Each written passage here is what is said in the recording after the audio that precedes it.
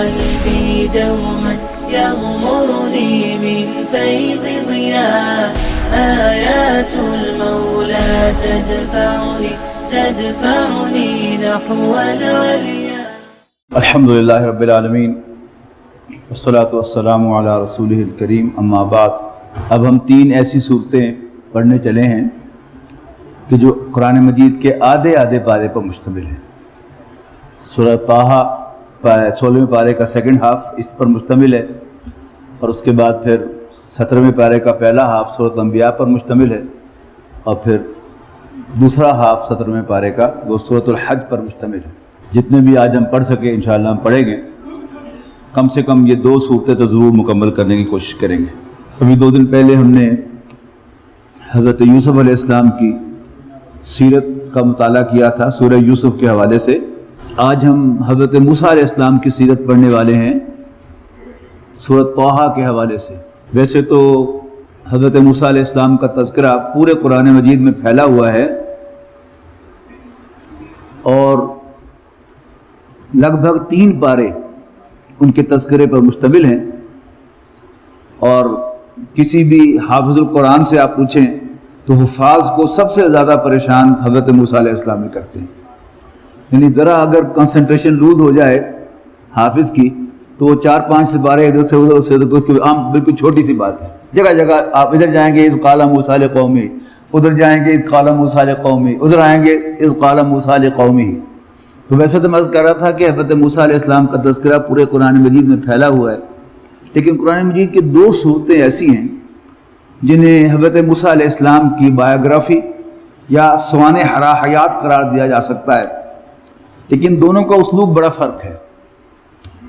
حضرت موسیٰ علیہ السلام کا جو ذکر سورۃ طٰہٰ میں ہے وہ ڈرامائی انداز میں ہے. درمیان میں سے شروع کر دیا، اور پھر اللہ تعالیٰ نے حضرت موسیٰ علیہ السلام سے گفتگو کرنے کے بعد فرمایا کہ میں نے تم پر ایک اور بھی احسان کیا تھا جب تیری ماں کو وحی کی تھی کہ اس بچے کو صندوق میں ڈال کے دریا میں بہا دے. اب یوں وہ کہانی شروع سے بیان ہونی شروع ہو گئی. تو یہ کیا ہے؟ یہ ڈرامائی انداز ہے. لیکن سورۃ قصص جو دوسری صورت ہے جو حضرت موسیٰ علیہ السلام کی سوانح پر مشتمل ہے، اس کا آغاز اس طرح ہے کہ فرعون لوگوں کو ڈیوائیڈ کر کے رول کرتا تھا اور وہ اپریس کر رہا تھا بنی اسرائیل کو. تو اللہ تعالیٰ کو اس قوم پر رحم آ گیا، لہٰذا اللہ تعالیٰ نے وہاں پر حضرت موسیٰ علیہ السلام کو بھیجا، پیدا کیا اس قوم کے اندر، اور پھر ساری کہانی ان کی بیان کی. اچھا، ان دونوں صورتوں میں سے بھی جو یہ صورت ہے، یعنی یہ چونکہ یہ اس گروپ کی صورت ہے کہ جو نبی اکرم صلی اللہ علیہ وسلم پر جو مکی صورتیں نازل ہوئی ہیں آخری 4 سالوں کے اندر، تو ان کے اسلوب میں تیکھا پن زیادہ ہے. پھر اس صورت میں ردم بھی کمال کا ہے. یعنی اگر آپ غور سے پڑھیں تو جیسے میں نوٹ کروایا تھا آپ کو کہ سورت بنی اسرائیل اور سورت کہف، ان دونوں صورتوں کی تمام آیات زبر کی تنوین پر ختم ہو رہی تھی، اور سورہ مریم میں ابتدائی حصہ جو ہے وہ علیہ، عطیہ، شیعہ، یہ اس کا ردم تھا. یہاں پر آپ دیکھیں گے اس کی ابتدائی کئی آیات وہ الف مقصورہ پر ختم ہوتی ہیں. الف مقصورہ کہتے ہیں وہ الف کے جو یا کے اوپر لکھی جاتی ہے کھڑے زبر کی شکل میں، اسے عربی میں کہتے ہیں الف مقصورہ، ریڈیوسڈ الف. تو ساری اس پر شروع کی آیات ختم ہوں گی، پھر ایک دوسرا ردم آئے گا، پھر اس کے بعد ایک تیسرا ردم آئے گا اس کے اندر. تو آغاز ہوا اعوذ باللہ من الشیطان الرجیم، طٰہٰ ما انزلنا علیک القرآن لتشقی. اے نبی، ہم نے آپ پر قرآن اس لیے نازل نہیں کیا کہ آپ نامراد رہیں، آپ محروم رہیں. عام طور پر اس کا ترجمہ آپ دیکھیں گے کہ آپ مشقت میں پڑھیں. اگرچہ یہ جو ڈپلیکیٹ حروف ہوتے ہیں مادے کے اندر، بعض اوقات وہ حروف علت سے بھی ظاہر ہو جاتے ہیں. جن لوگوں کی عربی کی سوجھ بوجھ ہے وہ سمجھیں گے میری بات کو. لیکن اس کا جو بنیادی مادہ نظر آتا ہے وہ شین قاف یا ہے، جس سے شقی بنا ہے، نامراد. سعید کے مقابلے میں سعید خوش بخت، ٹھیک ہے جی، اور شقی بدبخت، جس کی سپرلیٹو ڈگری جو ہے وہ اشقا ہے، آگے جا کے ہم پڑھیں گے. 30वें पारे में, मा अंज़लना अलैका अल-कुरआन लितशक़ा, ए नबी हमने आप पर यह कुरान इसलिए नहीं नाज़िल फरमाया कि आप महरूम रहें, यानी जो मिशन आपको सौंपा गया है आप उस मिशन को अचीव ना कर सकें, अकम्प्लिश ना कर सकें।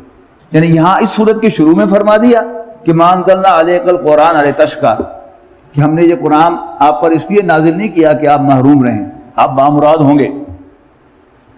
और फिर हज़रत मूसा की कहानी सुनाई कि देखो फ़िरौन ने हज़रत मूसा को कत्ल करने का प्रोग्राम हज़रत मूसा के पैदा होने से पहले बनाया और हज़ारों बच्चे मार दिए, लेकिन मैंने मूसा की हिफाजत की और उसकी परवरिश भी फ़िरौन के महल के अंदर करवाई। ये होते हैं मेरे काम। यानी क्या है, आप पर हमने कुरान मजीद नाज़िल किया है, यकीनन आप महरूम नहीं रहेंगे, नामुराद नहीं होंगे, बामुराद होंगे। सूरह क़सस के आखिर में फरमाया इन्नल्लज़ी फ़रज़ अलैकल कुरआन लराद्दुका इला मआद, यकीनन वो जिसने आप पर कुरान मजीद फ़र्ज किया है वो लाज़िमन आपको लौटाएगी मंजिल मुराद तक। तो मा अंज़लना अलैकल कुरआन लितशक़ा इल्ला तज़किरतन लिमन यख़शा, बल्कि ये तो नसीहत है हर उस शख्स के लिए जो अल्लाह से डरता है। अल्लाह ताला हमें उनमें शामिल फरमाए।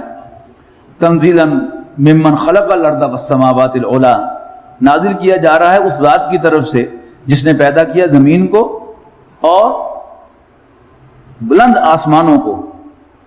अर्रहमान अलल अर्श इस्तवा, यानी वो रहमान अल्लाह जो तख्ते सल्तनत पर जलवा अफरोज है।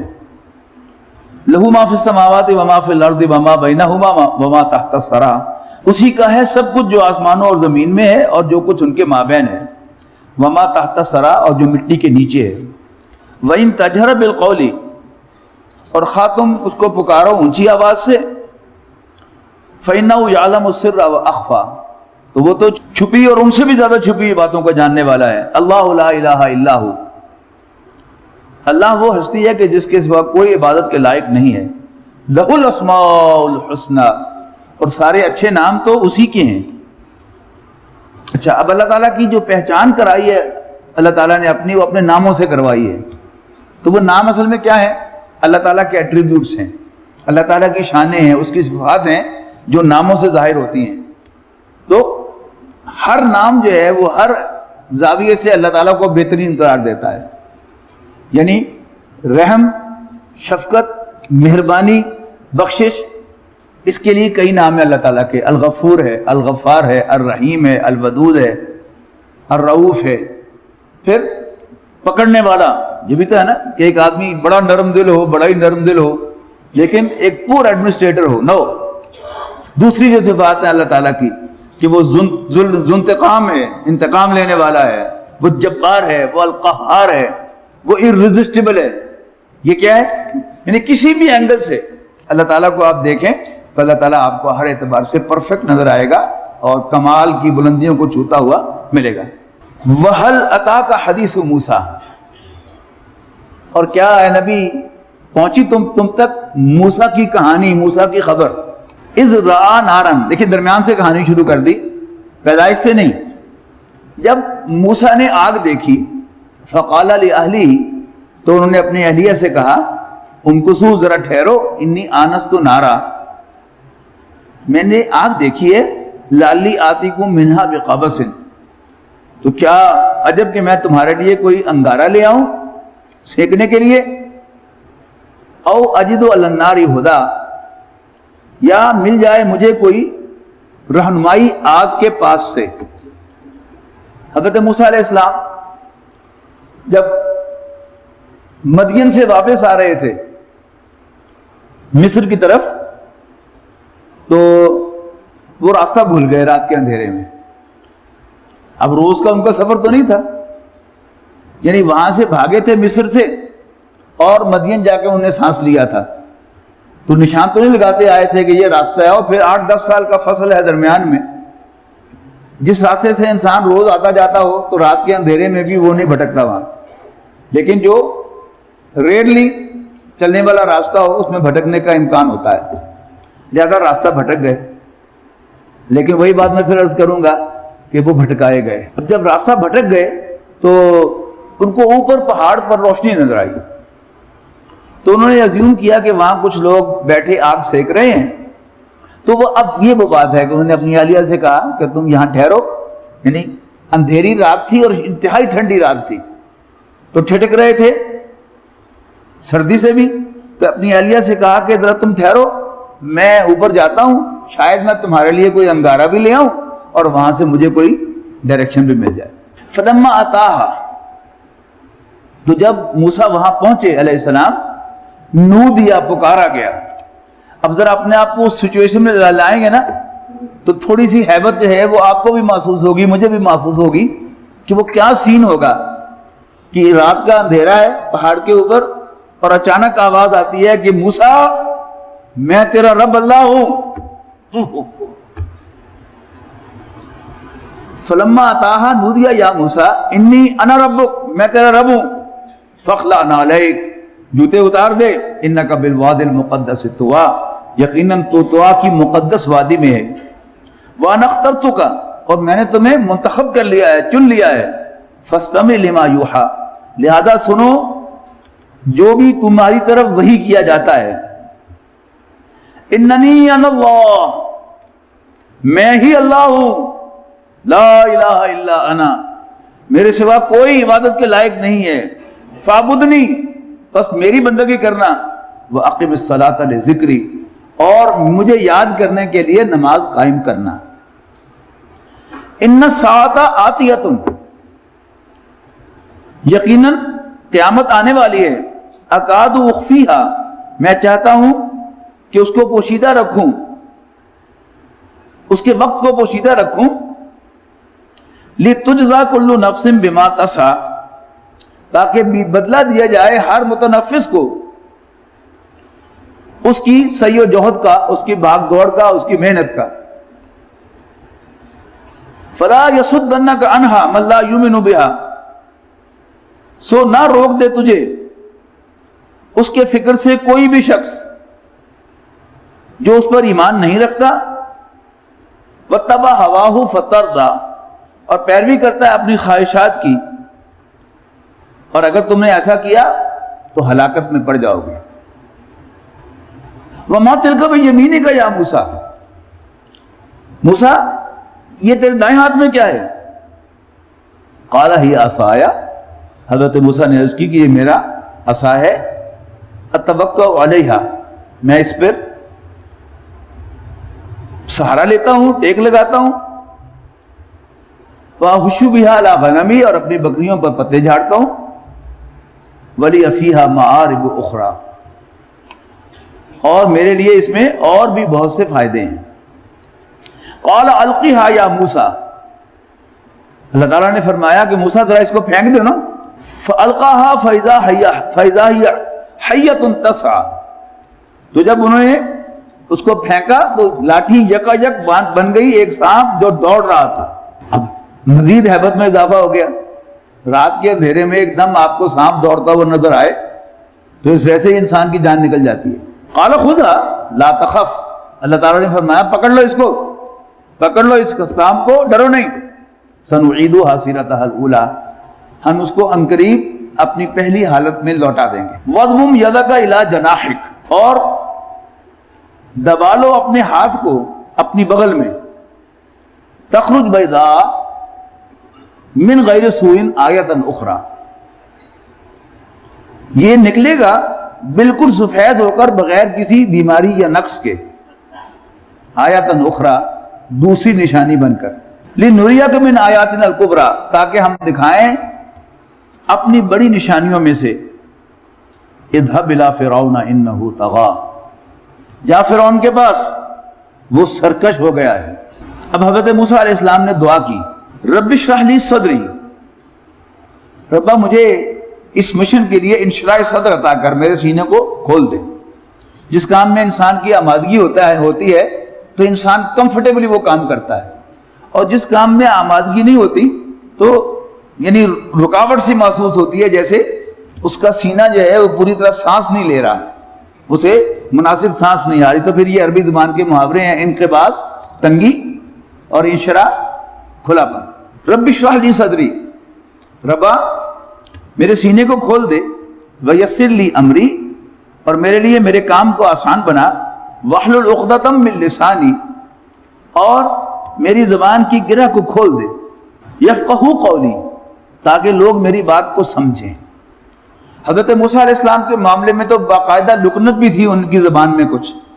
وہ ان کے بچپن کا ایک واقعہ ہے جس کی وجہ سے انہیں کوئلہ جو ہے وہ اپنے منہ میں لے لیا تھا اٹھا کے، تو اس کی وجہ سے ان کی زبان میں لکنت تھی.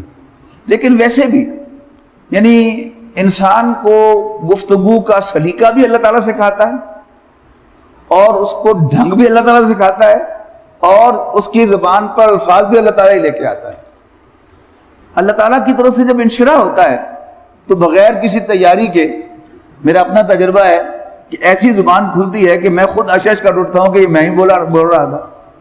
اور بعض اوقات اللہ تعالیٰ بڑی تیاری بھی کی ہوتی ہے، لیکن اللہ تعالیٰ کی طرف سے انشراح نہ ہو تو زبان چلتی نہیں انسان کی.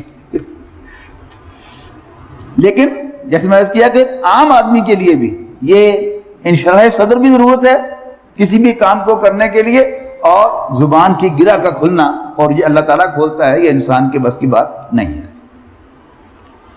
وَاجْعَلْ لِي وَزِيرًا مِّنْ أَهْلِي، اب یہ تاریخ انسانی کی سب سے بڑی سفارش یہاں پر ذکر ہو رہا اس کا. وہ کیا کہ حضرت موسیٰ علیہ السلام نے اللہ تعالیٰ سے درخواست کی کہ میرے بھائی ہارون کو بھی نبی بنا کر میرا ساتھی بنا دے. بہت بڑی سفارش ہے نا. وَاجْعَلْ لِي وَزِيرًا مِّنْ أَهْلِي، اور میرے گھر والوں میں سے میرا ایک وزیر بنا. وزر کہتے ہیں بوجھ کو. کل ہی ہم نے پڑھی ہے وہ آیت، لا تزر وازرۃ وزر اخری، کوئی بوجھ اٹھانے والا کسی دوسرے کا بوجھ نہیں اٹھائے گا. تو وزر کے معنی بوجھ، وزیر بوجھ اٹھانے والا. آپ دیکھ رہے ہیں کہ ہمارے وزراء بیچارے کتنا بوجھ اٹھاتے ہیں، ان کی کمر جو ہے وہ ٹوٹ رہی ہوتی ہے قوم کا بوجھ اٹھا کے.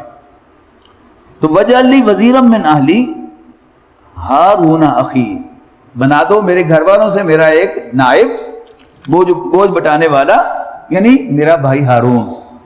اشدد بِهِ أَزْرِي، مضبوط کر اس کے ذریعے سے میری کمر، میرا ہاتھ، اس کو میرا دست و بازو بنا. وَأَشْرِكْهُ فِي أَمْرِي، اور اس کو میرے کام میں شریک کر.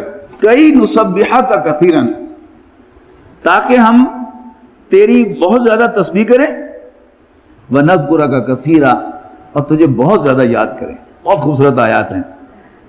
اِنَّكَ كُنْتَ بِنَا بَصِيرًا، یقیناً تو ہمارے سب حالات کا پوری طرح نگران ہے، دیکھ رہا ہے. قَالَ قَدْ أُوتِيتَ سُؤْلَكَ يَا مُوسَىٰ، اللہ تعالیٰ نے فرمایا کہ موسیٰ چل پھر تیری فرمائش پوری کی جاتی ہے، جو تم نے مانگا ہے تمہیں دیا جاتا ہے. اب آئی وہ بات، وہ فلمی انداز، جیسے میں نے کہا نا کہ ڈرامائی انداز یا فلمی انداز، درمیان میں کہانی شروع کر دی تھی، اور اب وہ شروع سے اللہ تعالیٰ کی زبانی کھلے گی. وَلَقَدْ مَنَنَّا عَلَيْكَ مَرَّةً أُخْرَىٰ، اور اس سے پہلے بھی ہم نے تم پر ایک احسان کیا تھا ایک مرتبہ. اِذْ أَوْحَيْنَا إِلَىٰ أُمِّكَ مَا يُوحَىٰ، جب ہم نے وحی کی تیری ماں کو، یعنی تیری ماں کو یہ بات بتائی، خواب میں بتائی، اشارتاً بتائی، یہ ویسے دل میں ڈال دی. تو یہ سب وحی کی صورتیں ہیں. اللہ تعالیٰ ہی دل میں بات ڈالتا ہے، اللہ تعالیٰ ہی خیال پیدا کرتا ہے، اللہ تعالیٰ ہی انڈرسٹینڈنگ دیتا ہے. یہ ہماری بدقسمتی ہے کہ ہم اس کو بھول جاتے ہیں کہ سب کچھ اللہ تعالیٰ کر رہا ہے. تو اذ اوحینا الی امک، جب ہم نے وحی کی تیری ماں کی طرف، ما یوحا، جو بھی وحی کی، ان اقذ فیہ فی التابوت، کہ رکھ دو اسے صندوق میں، فقذ فیہ فی الیم، اور پھر اس صندوق کو دریا میں بہا دو. فَلْيُلْقِهِ الْيَمُّ بِالسَّاحِلِ، دریا ساحل پر پھینک دے گا، دریا اس کو ساحل پر. يَأْخُذْهُ عَدُوٌّ لِّي وَعَدُوٌّ لَّهُ، اس کو اٹھا لے گا میرا دشمن اور اس کا دشمن یعنی فرعون. وَأَلْقَيْتُ عَلَيْكَ مَحَبَّةً مِّنِّي، اور میں نے طاری کر دی تھی تم پر اپنی طرف سے محبت. یعنی اللہ تعالیٰ کے کچھ بنائے ہوئے چہرے ہوتے ہیں نا، وہ غیر معمولی اٹریکٹیو ہوتے ہیں.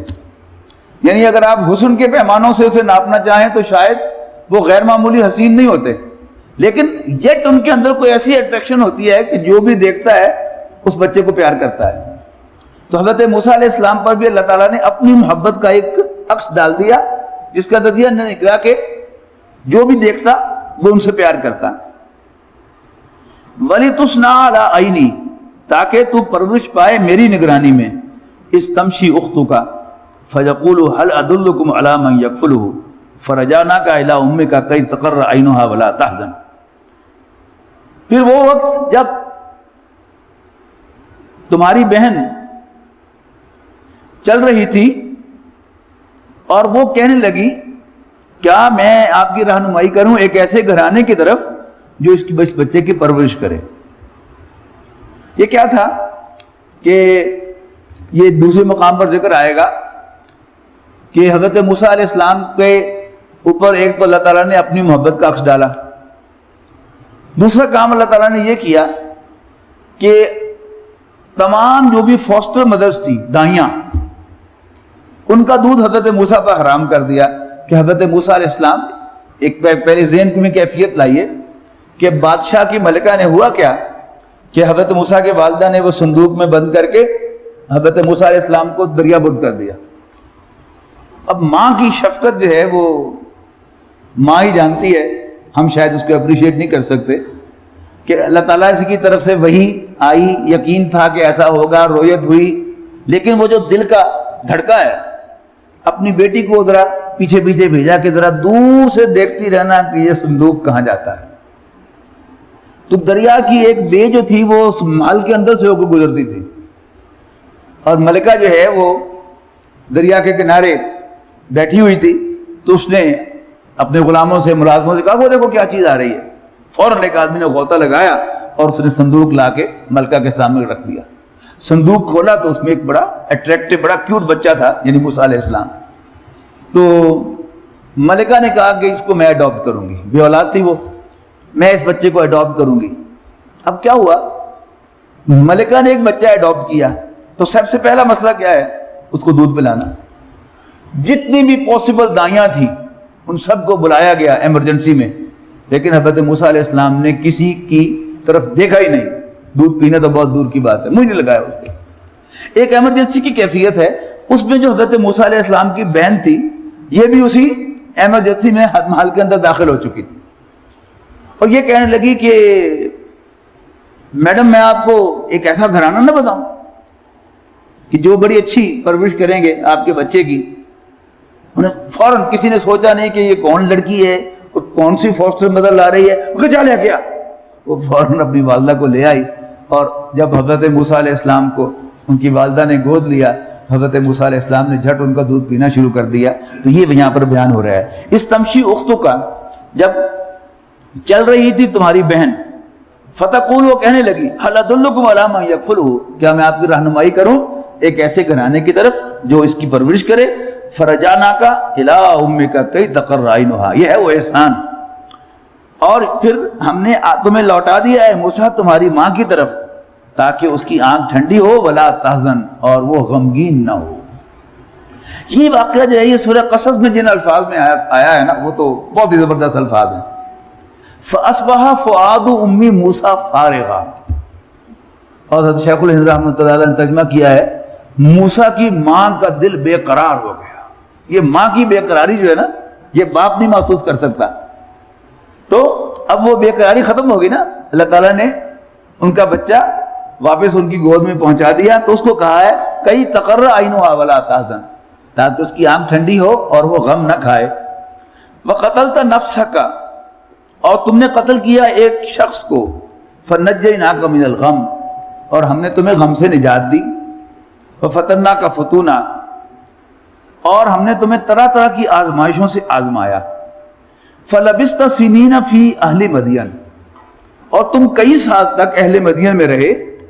ثم جئت علی قدر یا موسیٰ، اور پھر اب تم آ گئے ہو تقدیر میں طے شدہ وقت پر اے موسیٰ۔ واصطنعتک لنفسی، میں نے بنا لیا ہے تمہیں اپنے کام کے لیے، اپنے مشن کے لیے۔ اذهب انت واخوک بآیاتی ولا تنیا فی ذکری، جا اپنے بھائی کو لے کر میری نشانیوں کے ساتھ، اور دیکھنا میری یاد میں سستی نہ کرنا۔ اللہ تعالیٰ کے مشن پر نکلنے میں، نکلتے ہوئے جو سب سے مضبوط ہتھیار ہے انسان کا، وہ اللہ کی یاد ہے۔ اس لیے کہ اس مشن میں آزمائشیں آئیں گی، تکلیفیں آئیں گی، اور جا بجا انسان بند گلی میں پہنچ جائے گا کہ آگے کوئی راستہ نہیں۔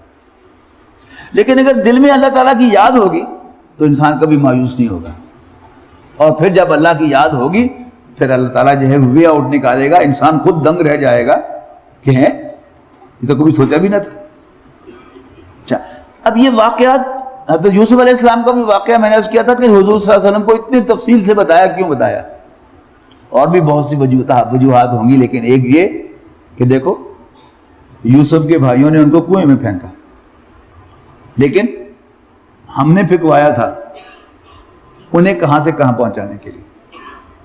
اب اے نبی، آپ کے سامنے بھی ایک مشن آ رہا ہے، آ گیا ہے کہ تم نے اللہ کے دین کو غالب کرنا ہے۔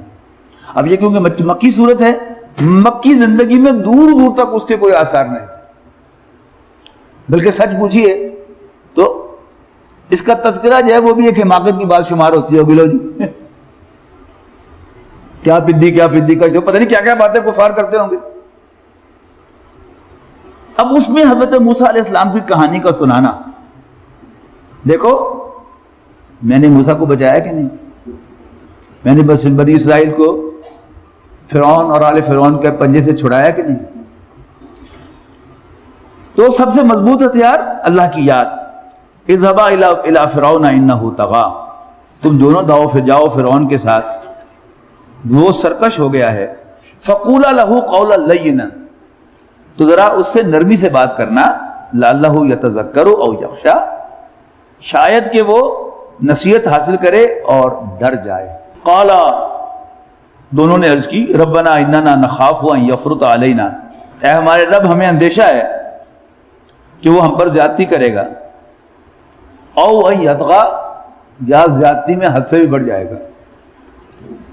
قال، اللہ تعالیٰ نے فرمایا، لا تخافا، مت ڈرو دونوں، اننی معکما اسمع و ارى، بے شک میں تم دونوں کے ساتھ ہوں، میں سننے والا بھی ہوں دیکھنے والا بھی ہوں۔ بچے کو باپ کوئی کام کہتا ہے تو بیٹا کہتا ہے ابو جی میں تو بڑا مشکل کام ہے، میرے تو نہیں ہونا۔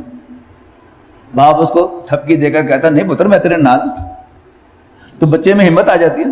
میڈیکل پروفیشن میں ایک بچہ طالب علم جو ہے وہ MBBS کا امتحان پاس کرتا ہے تو ہاؤس جاب میں جاتا ہے۔ اب جب پہلے دن اس نے آپریشن کرنا ہوتا ہے تو اس میں بڑا خوف ہوتا ہے کہ انسان کے پیٹ چاک کرنا، اس کے جسم پر چاقو چلانا، ہمت نہیں ہو رہی ہوتی۔ لیکن جب پروفیسر اس کو تھپکی دیتا ہے نہیں پتر سانبھ لواں گے،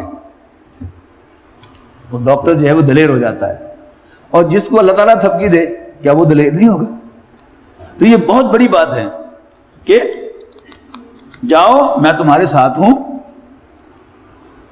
میں تمہیں دیکھ رہا ہوں اور سن رہا ہوں۔ اسمع و ارى فاتیاہ، لہذا جاؤ تم اس کے پاس، فقولا، اور اس سے کہو انا رسولا ربک، ہم دونوں تیرے رب کی طرف سے بھیجے ہوئے۔ اب فرعون کا کلیم کیا تھا؟ انا ربکم الاعلی، میں تمہارا سب سے بڑا آقا ہوں۔ تو اب حضرت موسیٰ اور حضرت ہارون کا اس کے دربار میں جا کر یہ کہنا کہ ہم تیرے رب کی طرف سے بھیجے ہوئے ہیں، اس کی بہت بڑی انسلٹ تھی۔ فقولا انا رسولا ربک فارسل معنا بنی اسرائیل، تو میرے ساتھ بنی اسرائیل کو بھیج دو ہمارے ساتھ، ولا تعذبہم، اور ان سے بیگار نہ لے، قد جئناک بآیۃ، ہم تمہارے پاس ایک نشانی لائے ہیں، من ربک، تیرے رب کی جانب سے، والسلام علی من اتبع الہدی، اور سلام اس کو جو ہدایت کی پیروی کرے۔ انا قد اوحی الینا، یہ حقیقت ہے کہ ہم پر وحی آئی ہے، ان العذاب علی من کذب وتولی، کہ جو بھی جھٹلائے گا اور منہ پھیرے گا اس پر عذاب آئے گا۔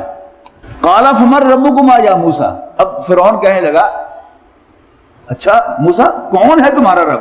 اب حضرت موسیٰ علیہ السلام کا خطاب شروع، بیچ بیچ میں سے بولے گا لیکن حضرت موسیٰ کا خطاب جاری رہے گا۔ قال ربنا الذی آتى كل شيء خلقه ثم هدى، ہمارا رب وہ ہے کہ جس نے ہر چیز کو خلقت عطا فرمائی ہے، پھر اس کو گائیڈ کیا ہے۔ اب یہ گائیڈنس جو ہے انسان کے لیے اور ہے اور غیر انسان کے لیے اور ہے۔ غیر انسان کے لیے اور ہمارے بھی جسم کا جو آٹونومس سسٹم ہے اس کے لیے اللہ تعالیٰ کی رہنمائی کیا ہے کہ اللہ تعالیٰ نے اس کو پروگرام کر دیا۔ اب اس پروگرامنگ کے مطابق یہ چلتا رہتا ہے اللہ تعالیٰ کی سپرویژن میں۔